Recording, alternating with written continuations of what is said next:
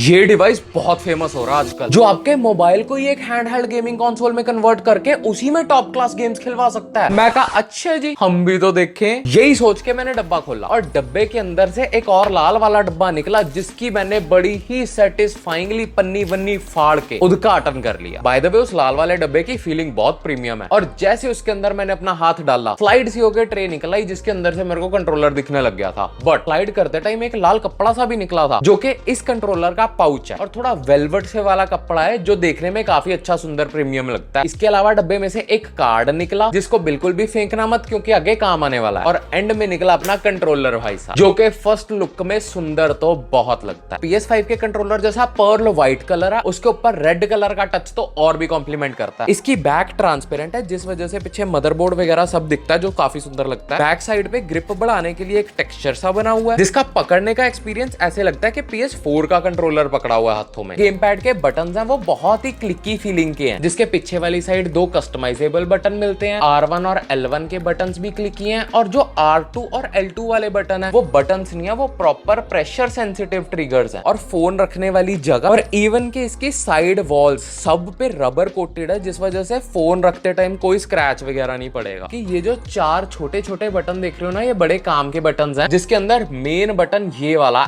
FN वाला button है। ये फोन को कनेक्ट करते टाइम बड़ा काम आने वाला है। अगर मैं इसके रिकॉइल की बात करूं तो काफी अच्छा खासा रिकॉइल है, जिस वजह से आई डोंट थिंक किसी भी तरह से फोन हमारा डालने के बाद नीचे गिर जाएगा। और जो इसकी जॉयस्टिक्स है ना, वो एक रबर कोटेड जॉयस्टिक्स तो है ही, उसके साथ साथ ये एक ट्रेडिशनल जॉयस्टिक्स नहीं है। इसके अंदर हॉल इफेक्ट वाली जॉयस्टिक्स है। जिसको नहीं पता, ये जॉयस्टिक्स ज्यादा ड्यूरेबल और ज्यादा एक्यूरेट होती है। और जस्ट फॉर रेफरेंस, PS5 के कंट्रोलर में भी ये हॉल इफेक्ट वाली जॉयस्टिक नहीं यूज करी, उसमें भी ट्रेडिशनल वाली यूज करी है। और ये ट्रेडिशनल वाली जॉयस्टिक यूज करने की वजह से PS5 के कंट्रोलर में आपको बहुत जल्दी स्टिक ड्रिफ्ट देखने को मिलती है। एंड क्योंकि इसके अंदर एक हॉल इफेक्ट वाली जॉयस्टिक्स है, इसके अंदर स्टिक ड्रिफ्ट वाली प्रॉब्लम आपको जल्दी जल्दी नहीं आने वाली। और जो फोन लगाने वाला पोर्ट है वो एक C टाइप का पोर्ट है, जो कि ऊपर नीचे हिलता है इंटेंशनली, क्योंकि अगर ऐसा नहीं होगा तो आपके फोन के C टाइप के खराब होने के चांसेस बहुत बढ़ जाते हैं। और ना यहाँ पे इसके एक लाइट है, जो कि ग्रीन, व्हाइट और पर्पल कलर में चेंज होके हमें अलग अलग मोड्स की नॉलेज देती है। पर वो सब तो ठीक है, इस कंट्रोलर का हम यूज किस किस चीज के साथ कर सकते हैं। एक तो कोई भी C टाइप वाला फोन हो, iOS या Android, उसके साथ कनेक्ट हो सकता है। हेडशॉट वालों ने अपनी साइट के ऊपर भी एक प्रॉपर लिस्ट बना के दी हुई है किन किन फोन्स के साथ ये सही से काम करता है। ये किसी भी iPad, PC या MacBook से भी कनेक्ट हो सकता है, हमारे PS4, PS5 जैसे कंसोल से भी कनेक्ट हो सकता है, और लास्ट Steam लिंक से आप क्लाउड गेमिंग के थ्रू भी इसको यूज कर सकते हो। पर क्या ये रियली में इन सब चीजों के साथ कंपैटिबल भी है, और इस हेडशॉट कंट्रोलर को लेने की कोई सेंस है नहीं है, क्या सिस्टम है, वो सब देखेंगे अपन। पर इन सब चीजों के साथ कनेक्ट करने के लिए आपको यही वाली लाइट के बारे में बताता हूं। पहले जो ग्रीन लाइट वाला मोड है, वो FN बटन और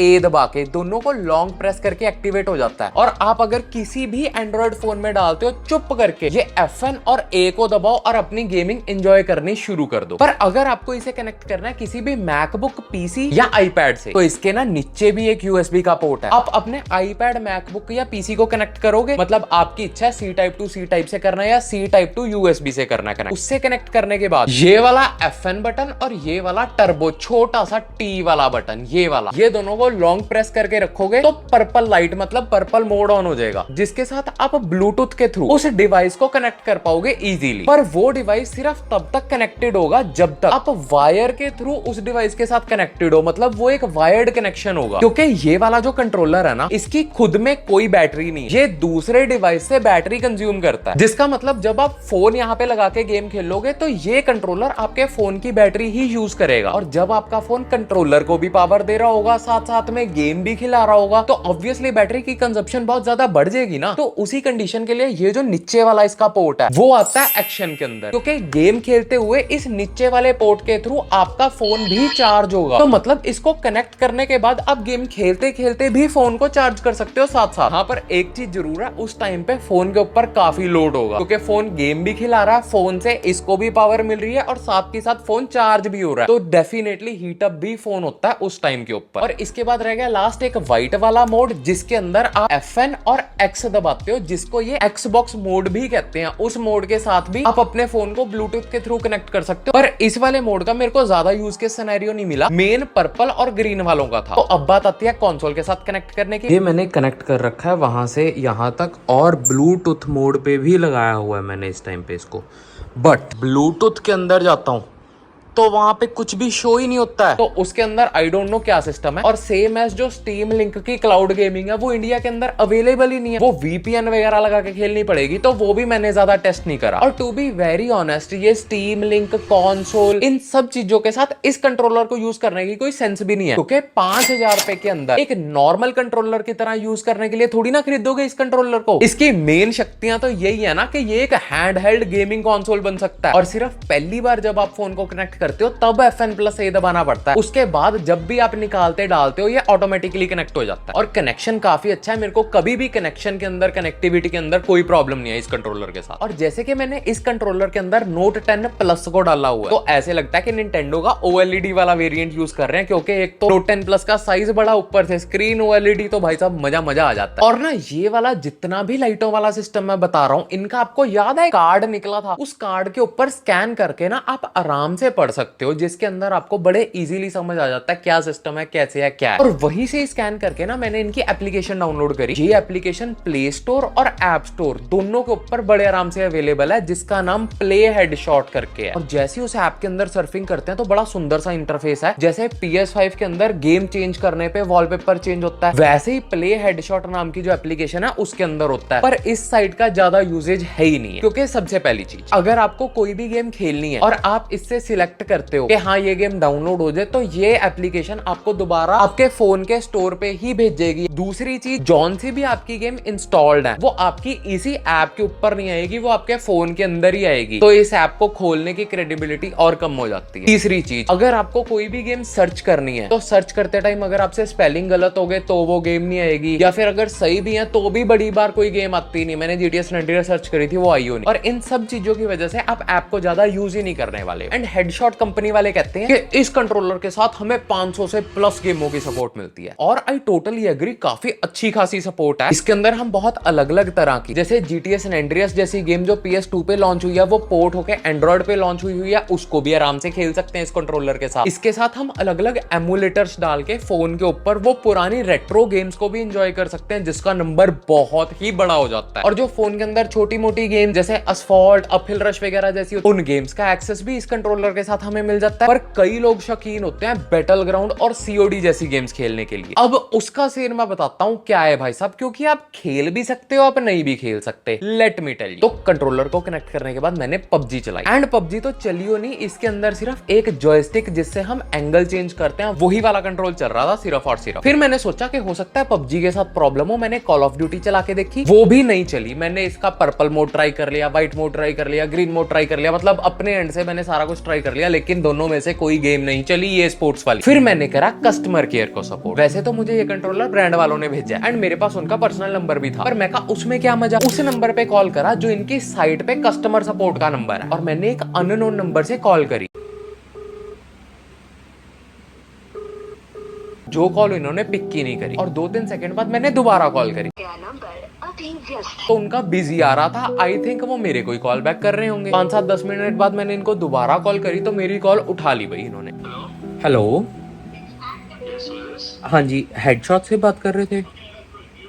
हाँ जी सर, मेरे पास आपका प्रोडक्ट था एंड मैं ना ट्राई कर रहा था कि PUBG और कॉल ऑफ ड्यूटी के अंदर उसको यूज करूं, बट उसके अंदर वो कंट्रोल आ नहीं रहे। तो ये क्या ऑप्टिमाइज खुद करना पड़ेगा, कैसे, क्या मेरे को समझ नहीं आ रहा, क्या गाइड कर सकते थोड़ा सा? जी भाई, थोड़ा कस्टम मैपिंग करना पड़ेगा। ओके।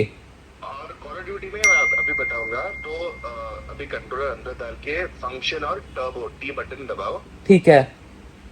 तो वो 2 सेकंड के लिए होल्ड कर दो, एक पर्पल लाइट ब्लिंक हो जाएगा। ओके। और कॉल ऑफ ड्यूटी ऐप खुल के वो फर्स्ट पेज है ना, हाँ, वो लॉबी का पेज, वहाँ पे 2 मिनट के लिए रुकना और वहाँ पे दिखाई देगा कि एक्सटर्नल कंट्रोलर कनेक्टेड। PUBG के अंदर भी मेरे को आप ऐसे ही वर्बली थोड़ा सा गाइड कर सकते हो? हाँ, तो PUBG आप फंक्शन और वाई बटन दबाना है। फंक्शन और वाई बटन दबाना है, ओके। ब्लू लाइट ब्लिंक हो जाएगा। हाँ। और एक और ये और वो कहते हैं कि अगर आपको पबजी खेलनी है, के अंदर आपको बटन्स को कॉन्फ़िगर करना पड़ेगा अलग से दूसरी एप्लीकेशन में जाके, क्योंकि पबजी के अंदर आपको कंट्रोलर की सपोर्ट ही नहीं मिलती फोन के अंदर। और वो दूसरी ऐप का नाम मोवी गेमिंग ऐप है, जिसका लिंक वगैरह कस्टमर सपोर्ट वालों ने मेरे व्हाट्सएप पे भेज दिया और मैंने कनेक्ट वगैरह करके देखा, मेरे से हुआ नहीं। और मैंने मूवी ऐप से भी ट्राई कर लिया और कॉल ऑफ ड्यूटी पे मैंने अलग अलग टर्बो मोड वगैरह लगा के भी देख लिया, उससे भी मेरा कनेक्शन नहीं बैठा। तो अगले दिन मेरे साथ फिर से बंदे ने लंबी चौड़ी बात करी, मैंने उसको वीडियो बना के भी भेजी कि क्या सीन है, क्यों नहीं चल रहा। और इनका जो कस्टमर सपोर्ट वाला नंबर है ना, वो एक मशीन वाला नंबर नहीं है कि एक दबाओ तब बात होएगी, दो दबाओ तब बात होएगी। आप डायरेक्टली ही फोन करके उनके कॉन्टैक्ट से बात कर सकते हो। तो ये चीज मेरे को काफी अच्छी लगी एंड मैं कह सकता हूँ कि यस, अगर आपको कोई भी प्रॉब्लम आती है आप कस्टमर सपोर्ट से बात कर सकते हो। तो इस सब बातचीत का कंक्लूजन बताता हूँ क्या निकला, कि आप ये battle ground, call of duty जैसी गेम्स इस कंट्रोलर से खेल तो सकते हो, पर काफी कॉम्प्लिकेटेड तामझाम वाला काम है। और यही EA स्पोर्ट्स वाली गेम आईफोन के साथ ज्यादा ऑप्टिमाइज्ड है एक एंड्रॉइड फोन के बजाय। तो उसके अंदर तो कॉल ऑफ ड्यूटी वगैरह इजीली चल जाती है, पर एंड्रॉइड के अंदर बहुत ही ज्यादा मुश्किल काम धाम हो जाता है। तो चलो इन गेम्स का तो सिस्टम एक बार साइड पे करते हैं। रेट्रो गेम में, मोबाइल की GTA Vice City जैसी बड़ी गेम में उन सब गेम्स का क्या सीन है। मैंने फोन में पोर्ट करी हुई वाली GTA San Andreas ट्राई करी एंड सबके सब कंट्रोल्स खुद ही कॉन्फ़िगर्ड थे, मेरे को कुछ भी नहीं करना पड़ा, जस्ट प्लग एंड प्ले, जिसके अंदर मेरे को किसी भी तरह का कोई भी इनपुट लैग नहीं मिला, जो कि सबसे इंपॉर्टेंट चीज है। किसी भी तरह से कोई भी डेड जोन नहीं फील हुआ। कंट्रोलर सिर्फ और सिर्फ 180 ग्राम्स के, जिस वजह से ज्यादा देर खेलने के बाद भी मुझे फटीक नहीं हुआ, क्योंकि कंट्रोलर के बाद फोन का वेट और वेट, मुझे ऐसा कुछ भी हैवीनेस नहीं लगी। पर मुझे मोबाइल में गेम खेलते हुए किसी भी तरह की कोई खास ज्यादा वाइब्रेशंस फील नहीं हुई। फिर मैंने एमुलेटर डाल के अपने आईपैड में पर्पल मोड के साथ कनेक्ट करके भी देखा एंड अपने फोन के ऊपर भी एमुलेटर्स डाल के गेमें खेल के देखी एंड एमुलेटर का रिस्पॉन्स भी काफी अच्छा, मजेदार है। आप सारी की सारी रेट्रो गेम्स, मतलब मारियो, शारियो, निंटेंडो के, प्लेस्टेशन के सब रेट्रो गेम्स अपने फोन में डाल के इस कंट्रोलर के साथ फुल जॉयस्टिक वाला मजा ले सकते हो एंड इस चीज के लिए आई एम रियली इंप्रेस्ड। और सिर्फ इतना ही नहीं, जैसे कि मैंने बताया, इस कंट्रोलर की आईफोन के साथ ज्यादा बढ़िया कंपैटिबिलिटी है। तो आईफोन के अंदर तो रेजिडेंट ईवल और असैसिन्स क्रीड मिराज जैसी गेम्स भी हैं भाई साहब, उसको आप इस कंट्रोलर के साथ बड़े मजे से एंजॉय कर सकते हो। और हाँ, एक चीज याद रखना, अगर लाइटनिंग पोर्ट वाला फोन है तो कुछ नहीं हो सकता उस कंडीशन में, ना ही आप एक्सटर्नल वायर के थ्रू कनेक्ट कर सकते हो, क्योंकि लाइटनिंग पोर्ट खुद में से कोई पावर नहीं जनरेट करता जैसे USB-C वाला पोर्ट करता है। ऐसे कंट्रोलर्स तो निंटेंडो वगैरह जैसे कंसोल्स को ही पीछे छोड़ देंगे। बट ये कंट्रोलर है 5000 का।